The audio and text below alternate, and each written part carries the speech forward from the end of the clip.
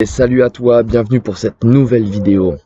Et je vais commencer par une question simple que je suis sûr que tu as déjà vécu.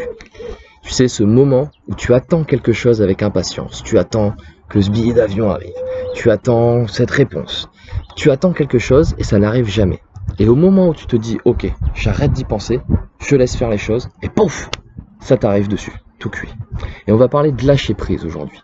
Parce que, effectivement, le lâcher prise, on sait tous que ça a une importance pour notre bien-être, mais on ne se doute pas de l'impact que ça peut avoir sur notre vie, et on ne se doute pas que pour les âmes d'aventuriers, qui sont beaucoup dans leur tête en train de prévoir les choses, ça peut vraiment être une solution à la quête de sens.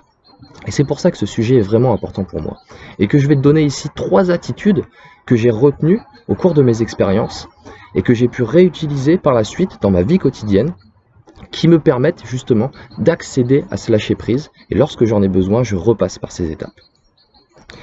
Alors, si je te parle de ce sujet-là, c'est parce que parfois, on peut avoir tendance à ne pas être présent, tu sais, vraiment présent à tout ce qui nous entoure.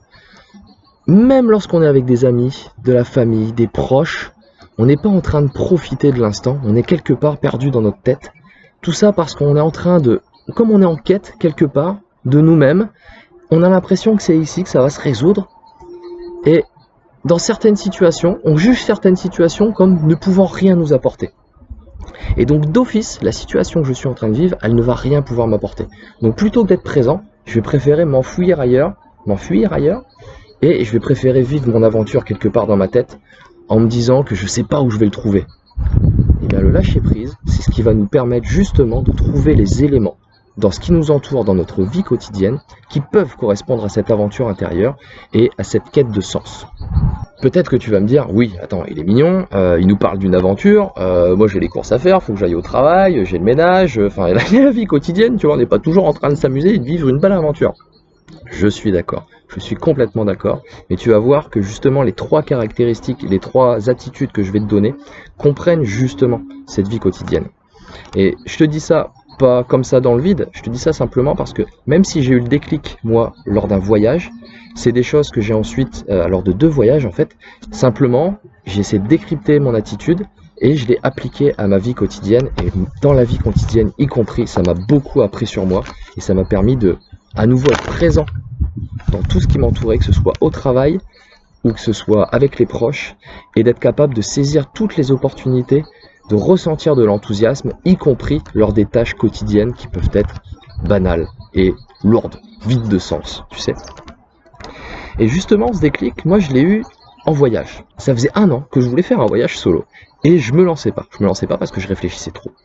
Où, quand, comment, pourquoi, quel conseil, patati patata. Et le où surtout, super hardcore le où. Et à un moment donné, je me suis dit, ok, arrête de réfléchir. Tu vas sur Skyscanner, tu rentres ta date de départ, ta date de retour, comparer les vols sans mettre de destination. Dans les 3 premiers ou les 4 premiers, tu choisis celle que tu veux. J'ai cliqué sur Sri Lanka sans même savoir ce que j'allais faire là-bas. Et arrivé là-bas, j'avais prévu uniquement la première nuit et le premier trajet jusqu'à la capitale. Après ça, je ne savais pas du tout ce qui se passait. Alors entre le moment où j'ai acheté le billet d'avion et le moment où j'y suis allé, j'ai repéré un petit peu les endroits où je voulais aller. Mais je me suis dit, quitte à vivre l'expérience, autant y aller franco. Je sais quelles sont mes possibilités, j'y vais et on verra ce qui se passe. Et ça s'est reproduit lors d'un 2e voyage que j'ai fait avec un pote en Indonésie, et où justement là ça fait 1 an jour pour jour qu'on est arrivé en Indonésie. On a revu une photo et je disais à mon pote, c'est marrant parce qu'on ne sait pas du tout ce qui va nous attendre. On ne sait pas du tout ce qui va nous attendre, sauf qu'on est déjà en train d'apprendre, on est déjà dans la bonne attitude, et tu vas voir qu'on va retrouver les 3 caractéristiques qu'on va pouvoir utiliser dans notre quotidien. Et donc la morale, elle est là. La morale, elle se trouve dans ces 3 caractéristiques-là qu'on peut utiliser dans notre vie quotidienne pour nous permettre de lâcher prise. 1, la patience, 2, la confiance, et 3, la curiosité. La première étape, c'est la patience sans attendre quelque chose. Quand tu te lèves le matin, lève-toi, sois patient, n'attends rien de particulier. En fait, là, le but, c'est de se vider de tous nos jugements et de toutes nos envies qu'on a dans la tête, qui en fait délimitent un cadre en dehors duquel toutes les opportunités, on ne va pas les voir. On va voir que ça de la vie. On va voir que ça de la vie. Donc si on n'utilise pas cette astuce-là, on voit une petite fenêtre de la vie. Alors que si on l'utilise, on va justement pouvoir ouvrir cette fenêtre. Et cette fenêtre, on va pouvoir l'ouvrir grâce à la confiance. La confiance que l'on est au bon endroit. Et ça, y compris que ce soit, je me lève, je vais faire les courses, je dois aller au travail, on est au bon endroit, au bon moment. Tout se déroule comme prévu. Si tu as confiance, là tu ouvres grand les volets et tu vas pouvoir commencer à capter les sensations qui t'entourent. Donc en numéro 1, la patience sans attente. Lève-toi, fais tes choses, n'attends rien, libère ton esprit, sors de ta tête. En 2, aie confiance sur le fait que tu es au bon endroit.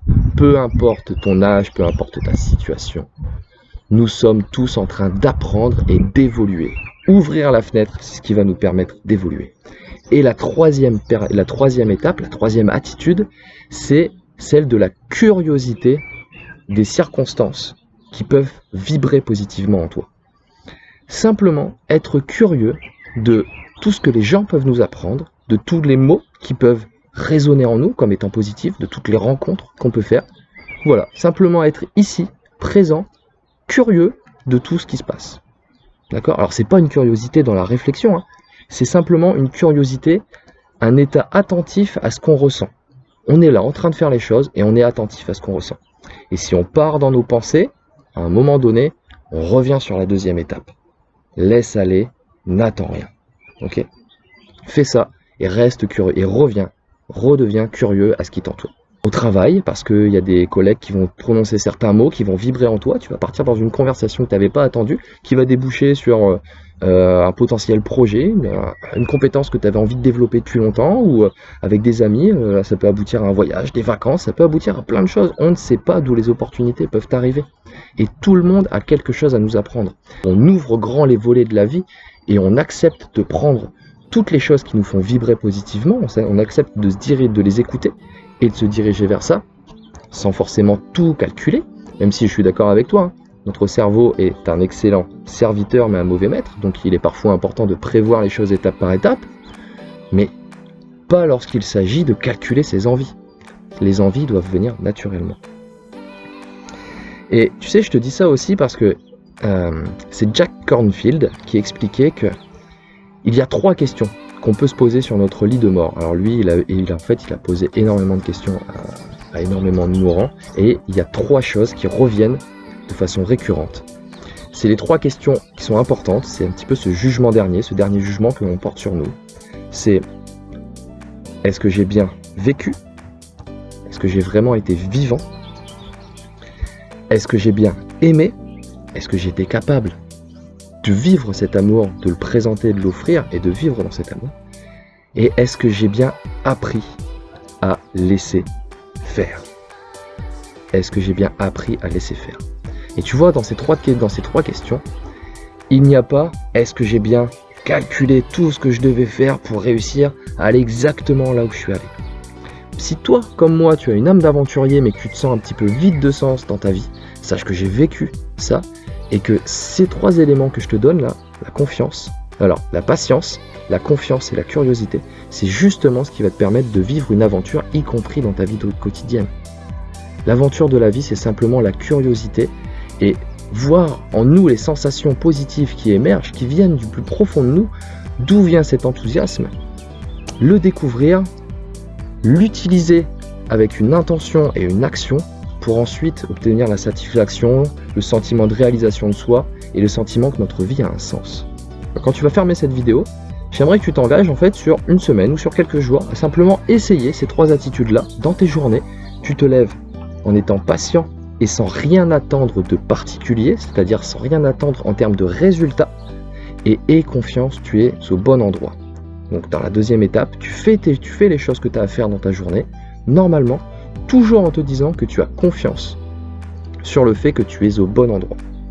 Et la troisième étape, c'est l'ouverture des yeux, curieux, non pas curieux dans le mental, mais curieux attentif aux sensations qui viennent en toi par rapport à ce que tu es en train de percevoir autour de toi.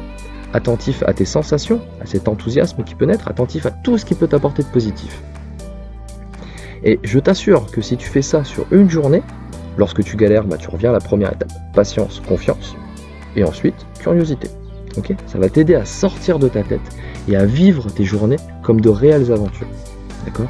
Et ce sentiment de laisser guider, c'est une perte de contrôle qui n'est absolument pas évidente pour l'esprit, mais le choix t'appartient, soit de rester dans une volonté de contrôle, mais de vivre avec simplement la possibilité d'une toute petite fenêtre, soit de commencer à agrandir ta fenêtre, accepter de l'ouvrir et ressentir tout ce qui peut être positif pour toi. Like la vidéo, un partage à tous ceux qui peuvent être intéressés. Merci d'avoir regardé cette vidéo. Sortez de vos têtes les amis, on est ensemble, on est bien. Ciao.